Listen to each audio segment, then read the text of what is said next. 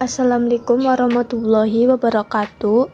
Sebelumnya perkenalkan, nama saya Putri Aprilita Suci Amelia, absen 26 dari kelas 12 IPS 2. Di sini saya akan memberikan materi permasalahan dalam penerapan tata ruang wilayah.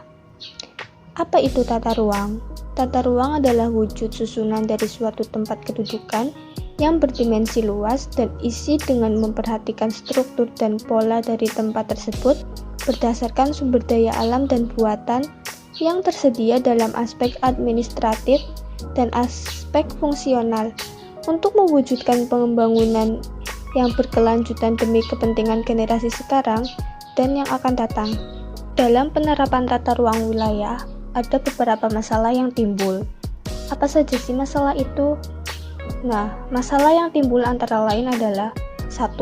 Jumlah penduduk yang sangat besar dan juga kemiskinan. 2. Kesenjangan antar wilayah. 3. Bencana alam yang tinggi. 4. Krisis pangan, energi, air. Dan 5. Perubahan iklim. Ada juga beberapa aspek-aspek dalam penataan ruang. Yang pertama, teknis atau rekayasa. Aspek teknis atau rekayasa menjelaskan proses mulai dari perencanaan sampai pelaksanaan, terutama yang berhubungan dengan konstruksi suatu infrastruktur. Yang kedua, ekonomi.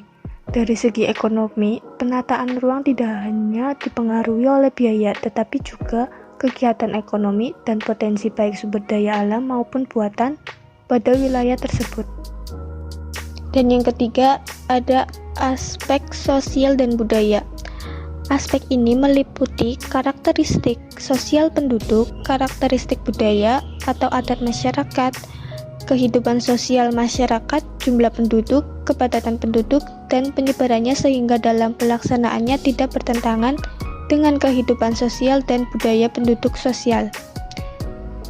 Yang keempat, ada hukum dan kelembagaan. Aspek ini memberikan justifikasi dari suatu proses pembangunan. Dengan kata lain, produk pembangunan akan berdampak pada produk hukum yang ada serta dimungkinkan dilakukan perubahan-perubahannya. Dan yang terakhir, lingkungan. Lingkungan ini ada 1. Meminimalisasi dampak dari pembangunan dan kegiatan-kegiatan pada perubahan ekologi. 2. Meminimalisasi resiko akibat adanya perubahan-perubahan terhadap bumi. 3. Meminimalisasi polusi udara, air, dan tanah.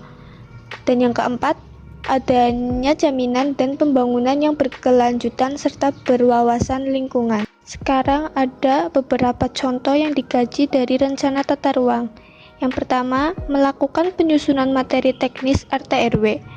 Yang kedua, melakukan kajian lingkungan hidup strategis RT/RW sebagai salah satu contohnya. Dan yang terakhir, melakukan penyusunan peraturan rencana tata ruang dan wilayah. Hanya itu materi yang dapat saya berikan kepada kalian. Jika ada kesalahan atau apapun itu, saya mohon maaf. Sekian dan terima kasih. Wassalamualaikum warahmatullahi wabarakatuh.